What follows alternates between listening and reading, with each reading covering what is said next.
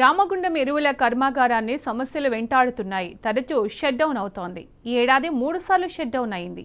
దీంతో యూరియా కొరత ఏర్పడింది. గత 26 రోజులుగా షట్ డౌన్ కొనసాగుతున్న ప్లాంట్ యాజమాన్యం నిర్లక్ష్యంగా వ్యవహరిస్తోంది. అసలు ఆర్ఎఫ్సిఎల్లో ఏం జరుగుతోంది? ఎందుకు ప్లాంట్ యాజమాన్యం మొండిగా వ్యవహరిస్తోంది? ఆర్ఎఫ్సిఎల్ షట్ డౌన్ పై టీ న్యూస్ ప్రత్యేక కథనం.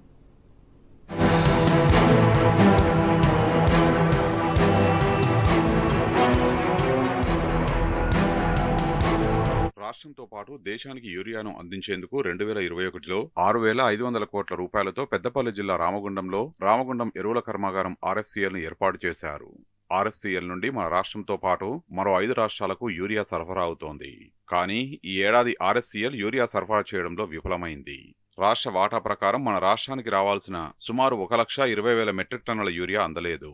ఈ ఏడాది ఇప్పటి వరకు 3 సార్లు షట్డౌన్ కావడంతో రాష్ట్రంలో యూరియా కొరత మరింత తీవ్రంగా మారింది.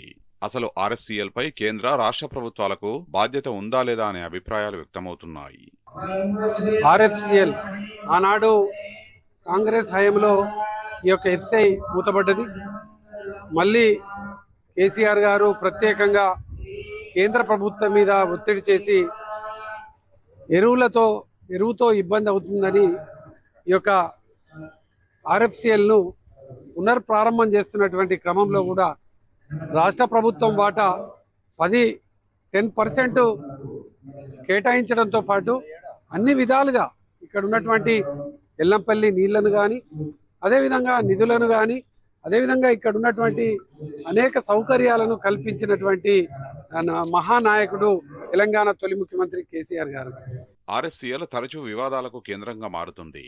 అమ్మోనియా లేదా మరొక వాయువు లీకేజీ కావడం నిత్యకృత్యంగా మారిందని స్థానికులు ఆరోపిస్తున్నారు. ఆర్ఎఫ్సిఎల్ నుంచి తరచూ గ్యాసెస్ లీకేజీ కారణంగా అనారోగ్యాలకు గురవుతున్నట్టు చెబుతున్నారు. స్థానికులు భయాందోళనలకు గురవుతున్నా కేంద్ర రాష్ట్ర ప్రభుత్వాలు పట్టించుకోకపోవడం పట్ల ఆగ్రహావేశాలు వ్యక్తమవుతున్నాయి. గతంలో 10 ppm స్థాయిలో అమ్మోనియా గాల్లోకి లీకేజీ కావడం, మరోసారి అమ్మోనియా నేరుగా గాల్లోకి విడుదల కావడం వంటి అనేక సంఘటనలు చోటు చేసుకున్నాయి. దాంతో ఆర్ఎఫ్సిఎల్ పై స్థానికుల్లో వ్యతిరేకత మొదలైంది. ఇదిలా ఉండగా ఆర్ఎఫ్సిఎల్ రిపేరు చేసేందుకు వచ్చిన ఏజెన్సీని స్థానిక కాంగ్రెస్ ఎమ్మెల్యే వాటాల కోసం బెదిరింపులకు గురి చేస్తున్నట్లు ఆరోపణలు వినిపిస్తున్నాయి. ఈరోజు రాష్ట్రం మొత్తం మీద రైతాంగం యూరియా కొరతతో అతలాకుతలమవుతుంది. మీరు చూస్తూ ఉంటే ఏ పేపర్ చదివినా, ఏ టీవీ చూసినా కానీ ఈఏసీఎస్ సెంటర్ల ముందు కానివ్వండి, యూరియా సప్లయింగ్ సెంటర్స్ ముందట కానివ్వండి, కిలోమీటర్ల కొద్ది లైన్లలో చెప్పులు పెట్టి, పాస్బుక్లు పెట్టి, కొందరు మహిళా రైతులు గేట్లు దూక్కుంటా, కొందరేమో చిన్న చిన్న పిల్లల్ని తీసుకొచ్చుకొని వాళ్ళకి అక్కడే పాలించుకుంటా చాలా అరిగోసల పాలవుతుంది. కదా వాళ్ళ కష్టాలు చూస్తూ ఉంటే గుండె దొరకపోతుంది. నేను ఒక రైతు బిడ్డను కాబట్టి చెప్తున్నా. రాష్ట్రంలో యూరియా కొరత అధికంగా ఉంది. రైతులకు యూరియా దొరక్క ఇబ్బందులు పడుతున్నారు.